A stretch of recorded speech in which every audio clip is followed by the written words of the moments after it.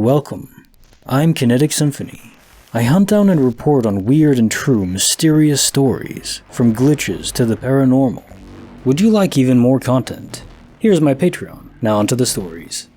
Case file number 1297, written by Holy Bartender 83. The Crab Invasion of Toronto. Told this one a couple times, but it's a pretty good one, and I've never gotten a satisfying answer. The crab. So, a few years back, I woke up in the morning, went to take my meds, and I noticed something odd. There was a crab scuttling around my balcony. It was a decent size. The body was probably about the size of my hand, kind of brownish green with whitish legs and underbelly. Now, I live in a condo in downtown Toronto, and I'm quite high up. My balcony is not attached to anyone else's balcony, and my unit is on a side of the building that only has one row of balconies. There's also netting up that completely covers the open part to keep pigeons out, which was not damaged or torn. Toronto is also nowhere near an ocean. We have a lake, but it's quite polluted and there are no living crabs in it, and I live several kilometers away from it anyways. So how the hell did it get there? Where did it come from? A person couldn't have put it there. I live alone, and the only other person who has my key is my mother, who lives outside of Toronto, and my building's super. No one could have gotten onto my balcony unless they were Spider-Man, and even then, the netting would have been ripped or moved. A bird couldn't have dropped it there because of the netting, and besides, where would a bird have gotten a crab around here? I mean, unless it managed to sneak into a seafood restaurant or a supermarket and swipe a live crab, but that seems very unlikely. The crab couldn't have climbed up on its own, and again, where would it have come from? So this crab kinda just materialized on the balcony, and I have no idea how. Case on file 1297, The Crab Invasion of Toronto. So I would say if you did live near an area of water where there are actual crabs in the water, not like the Lake of Toronto, then yeah, maybe a bird plucked it up and just flew over the building you are and then dropped it down onto the balcony. I'm not sure about the net you're talking about, like if it surrounds the entire balcony area, even like above it, it's almost like the crab materialized through the net, or maybe just from a different universe. You could have parallel universe crossovers, but the thing with that I keep thinking about now is in DOP or like renders into a universe where there was no mass prior, it should create a sound effect, a really loud boom, because all the air where the mass is now occupying has to move out of the way. It creates a shockwave because it has to move so fast. As I get picturing a meteor coming into the atmosphere, well, it doesn't just come in, no matter how fast it's moving. The air, the atmosphere itself has to move out of the way. That creates a lot of friction and heat, and indeed a shockwave, which you hear pretty instantly. So unless this was like a ninja crab that snuck in through the front door, through the condo building, no, I don't think that happened. So it has to be DOP, right? But I'm just trying to square in my head how that fits with the absence of a sound effect from the air moving out of the way. Case file number 1298, written by Anonymous. From Poky to Flat. This is ridiculous, but I hope you find it mildly entertaining, at least. So I was looking at a photo of somebody I don't know very well, who was standing at the edge of a lake, and her capri and shirt were fairly wet from having splashed around a little in the lake, presumably. But the very first thing I had noticed was that her nipples were, well, very prominent, as in they were hard and pokey, and you could see the pokiness through the shirt. I know this sounds insanely lecherous, but I will tell you that I'm a straight female. The eyes notice what the eyes notice. Anyway, I could not help but notice those. I looked at the rest of the photo, the scenery, the other person in it, the lake. I looked back at her and I was like, yep, whoa, nips. I looked away from my phone for a minute and then I looked back at the photo and absolutely no nipple pokies were showing. None. I scrutinized the photo for like 2 minutes. Sorry. And there were no discernibly hard nipples. I can't believe I'm saying all these sentences, but there you have it.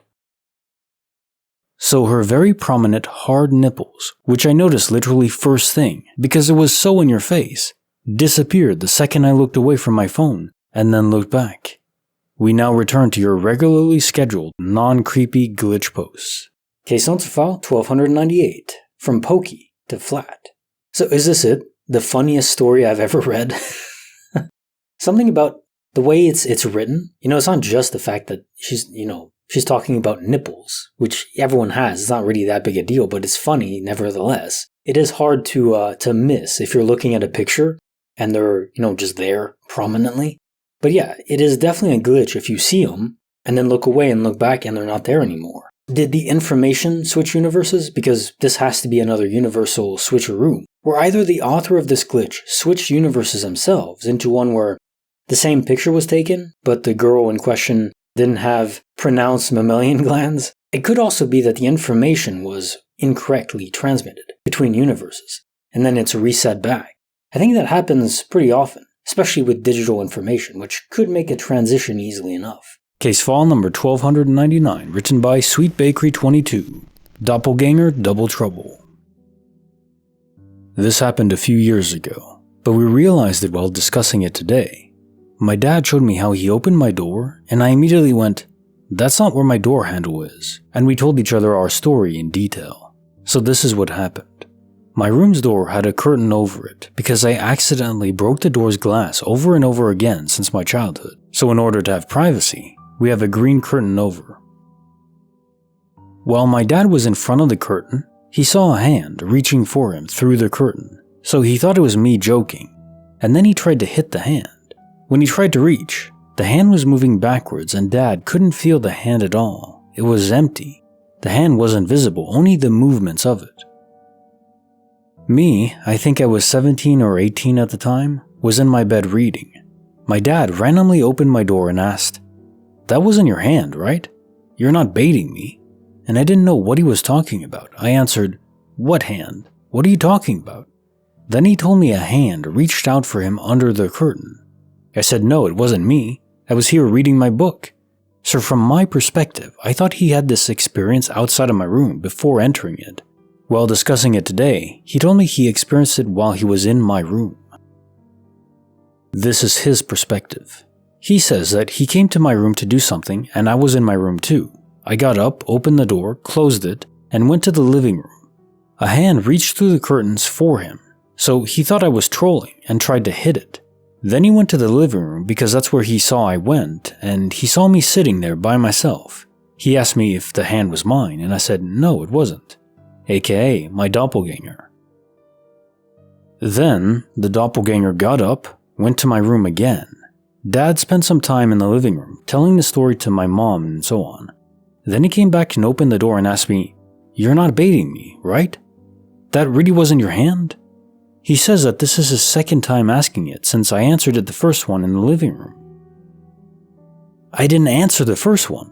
He only asked me once, and I was in my bed while answering it.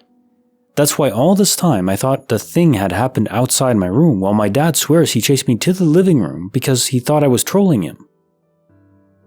I was in my room the whole time and didn't even see my doppelganger myself, but my dad chased her. Asked her a question, she answered, went back to my room, so after some time passed, my dad came back to ask me again to make sure I wasn't trolling.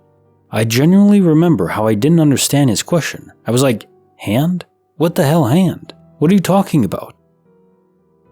If I heard that question before, I wouldn't be that confused.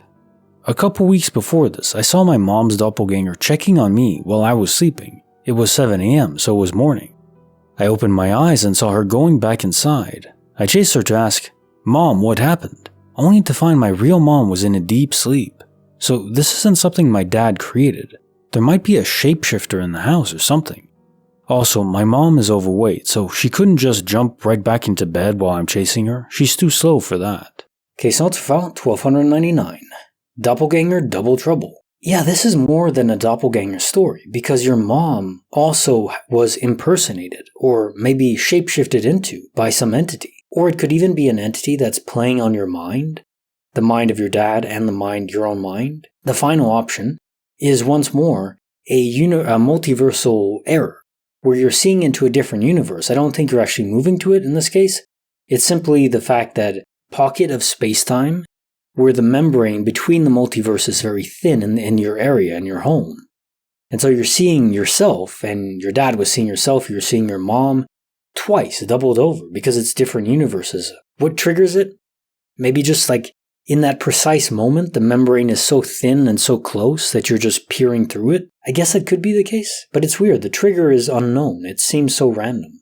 But it does seem more pronounced in certain locations. Or it could really be a doppelganger. And now time for the quote of the day. The most beautiful thing we can experience is the mysterious. It is the source of all true art and science. Albert Einstein. The unknown is both scary, but also like spicy food. It's what makes life worth living, and what is so exciting about it. If you know everything, everything's solved. Mystery is the je ne sais quoi of life. Without it, who cares? With it, everything matters. So go out there and explore a new area, a new park, a new store you've never been to. The unknown will infuse your life with excitement. Like the video, subscribe, hit the bell. Kinetic Symphony signing off.